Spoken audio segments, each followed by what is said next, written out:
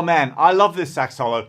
I've just come across it this week and I really wanted to share it with you because it's a great example of how to use grace notes in an R&B or a gospel style sax solo.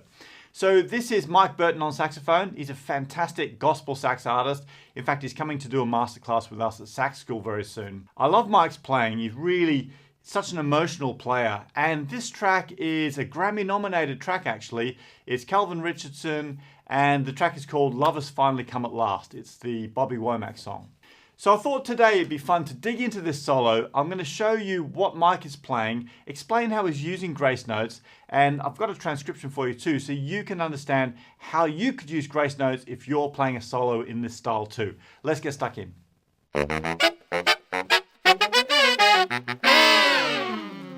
Okay, let's get stuck in and look at that very first phrase. So right out the gate in this very first phrase from here down to there, we can see that there's a bunch of grace notes. We've got one there, a second one there, we've got a third one there. In fact, this whole solo is packed with grace notes. Now, if you're not sure what a grace note is, it's really simple. Basically, a grace note is just an extra note that we fit in before the main note or the target note of the melody. And I'm saying target note because it's really important to make that differentiation where a grace note is a decoration. It's not the main thing. The main note is the main melody note and the grace note just fits in before. Now you can see on the music that I write the grace notes as these small notes with a line through the tail. That tells you it's not the main note, but it is a grace note and we've got to fit that in before the main note. Now in this example, in that first phrase, we can see that he's using the C natural to go up to a C sharp. Let's have a listen to that. So there we're fitting that C natural quickly in before the C sharp. So sometimes they're ascending, but also they can be descending, in other words, going downwards. And if we look at the next little section, we've got a C natural fitting in before a run that goes down to B, A, F sharp. Sounds like this. Now, whereas for the ascending one, I'm just going from C to C sharp. To go downwards, it's hard to go C to B, so I'm using my side fingering here. I'm using the little, my nose picker, my index finger on the middle key here, because that's an alternate C fingering. So B with the middle key on the side gives us C. So C down to B for that grace note, C, B. So I'll just play that phrase for you really slowly so you can hear all those grace notes in play. Here we go.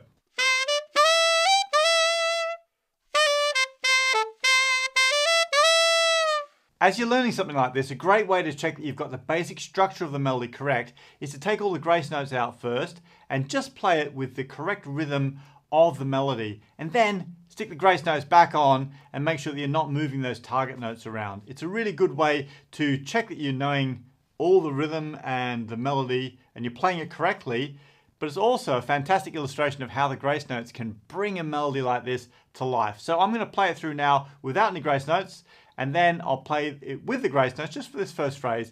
See if you can see the difference.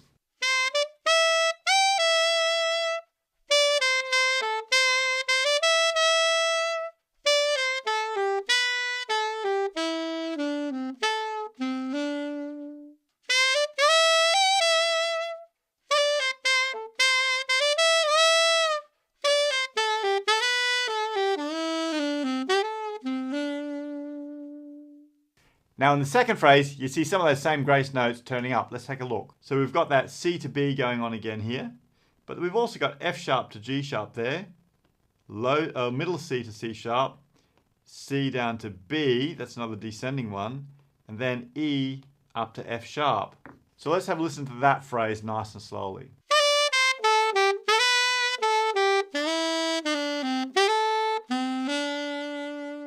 So in the next phrase, Mike mixes it up a little bit and uses two grace notes together. Let's take a look. So you can see in bar 4 here, we've got two grace notes, the G sharp to the A sharp, and the B. So it's like a little mini run that we fit in there. And he does it again over this bar here, where we go F to F sharp to G up to G sharp.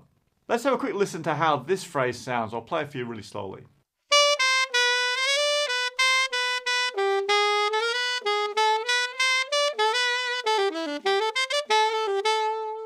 I really like what he's doing here in this little section. So that's kind of like a grace note, but it's also a decoration. So we're going F sharp to G, back to the F sharp, down to the E, and up to the F sharp. Sounds really, really cool. Now I like to write those kind of things out as grace notes because it's easier then to see what the main notes of the melody are, or the solo are, and which notes are the decoration notes, which are the grace notes.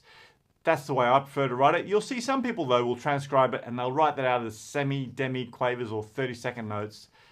I think my way's better. What do you think? Let me know in a comment. The next line is really powerful. It's an ascending line, but check out the grace notes here. So we start off with Mike using a C to a B there. Well, we've seen that before. But then look, C to C sharp, E to F sharp, and then that C to C sharp again. So he uses those grace notes again in the next phrase, but he also puts a fantastic bend or a scoop up to the high E. Have a look. So here's the next phrase, right, from here down to here. But check out this big scoop up to the E natural. We're using the side keys there. And then he's got the C to C sharp. And then he's got the C to B. Okay, I'll show you what this sounds like. I'll play it really, really slowly, and then we'll have a quick chat about it.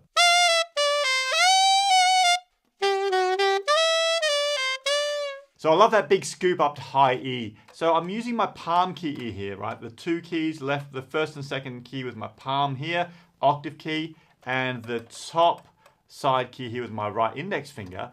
But then to get the bend up, I'm relaxing my jaw and then tightening it back up to bring the pitch up and give us that lovely wah scoop right up there. Really powerful. So have an experiment with that. If you've not used scoops too much, you just got to use it sparingly. So you want to get that scoop up. You don't want it to be too overpowering, but just add a little bit of color to the note. Oh, and don't forget at the end of the phrase, there's that fall off on the B. Now, this is kind of the opposite of the scoop, right? So we hit the B in pitch, but then we relax our jaw just to let the pitch fall off as we end the note with our air. Now, the next phrase is a bit tricky. If you really want to learn this one, go check out the lesson in Sax School where you can slow it right down and exactly see what I'm doing with my fingers. But he goes up into the altissimo and there's loads of bends and scoops. You know what? I'm just going to play this one for you slowly so you can hear what's happening.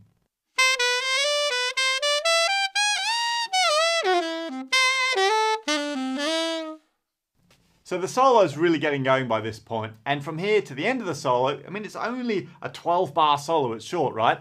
But between here and the end of the solo, he's still using more of those grace notes. We're going to see lots of those C to C sharp grace notes, ascending and descending.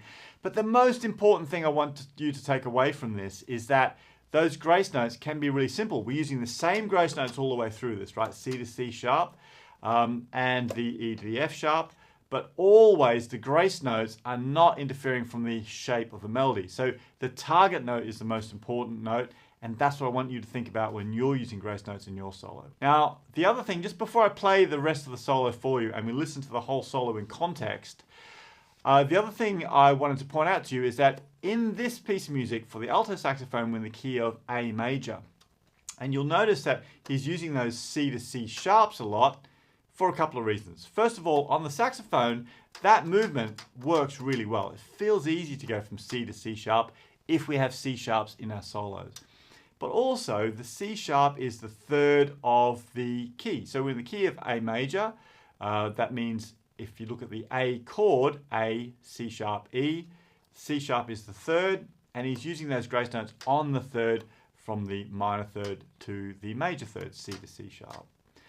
So it works in terms of the key. Now, if you're playing this alto transcription on tenor saxophone, then those grace notes would be from F natural to F sharp, which is nowhere near as comfortable.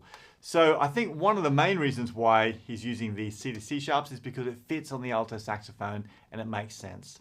So it's really good for you to experiment with finding the notes that work well for you in the key of the piece that you're looking at, but also be mindful of the grace notes not overpowering the main notes. Okay, I'm just going to play the rest of the solo through slowly so you can see how he really digs into the rhythm and uses these grace notes too. Let's have a listen.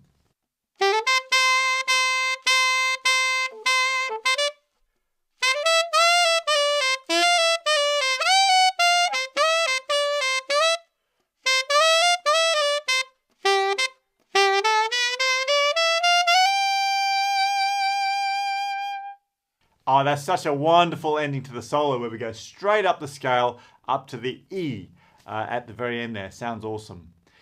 So let's have a listen now to how that solo fits. I'm going to play along with Mike at tempo with the original track, and I'm going to include more of the vibrato and get those bends and scoops in there as well and try and capture the energy. Have a listen and see how it all fits together.